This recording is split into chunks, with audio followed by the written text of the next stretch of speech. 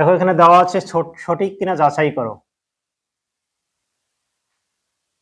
আমরা এখানে একটি ভাগ অঙ্ক দেখতে পাচ্ছি ২৯,৮৪৫-কে ২৯৩ দিয়ে ভাগ করে ভাগফল পাওয়া গেছে ১০১ এবং ভাগশেষ হচ্ছে ২৫২।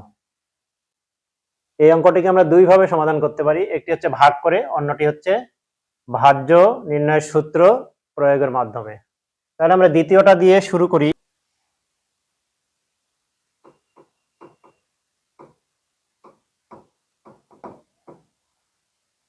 ভাজক হচ্ছে কত?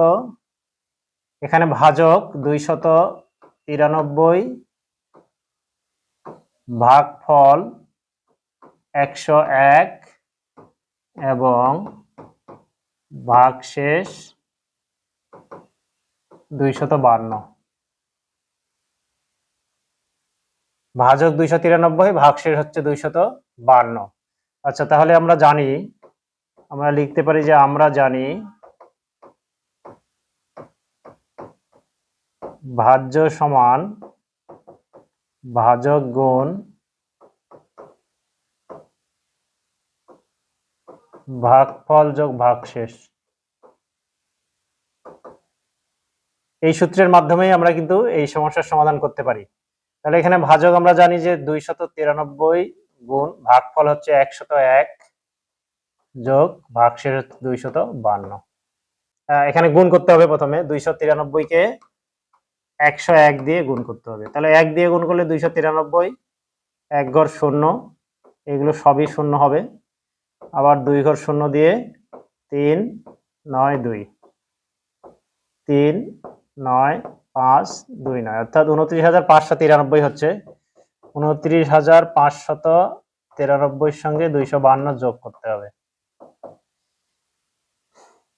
তাহলে ৩ আর ২ ৫, ৯ আর ৫ ১৪, ৫ আর ২ ৭, হাতের ১ সহ ৮।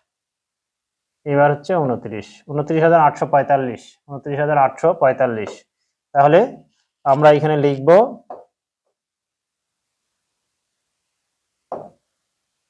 সুতরাং গাণিতিক বাক্যটি সঠিক।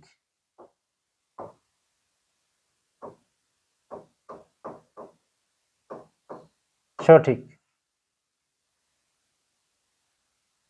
তো শিক্ষার্থীরা, এই সূত্রের মাধ্যমে এই গাণিতিক বাক্যগুলোকে যাচাই করা যাবে, অথবা সরাসরি ভাগ করেও কিন্তু যাচাই করা যেতে পারে। তোমাদের কাছে যে নিয়মটি ভালো লাগবে তোমরা সেটি প্রয়োগ করবে। ধন্যবাদ।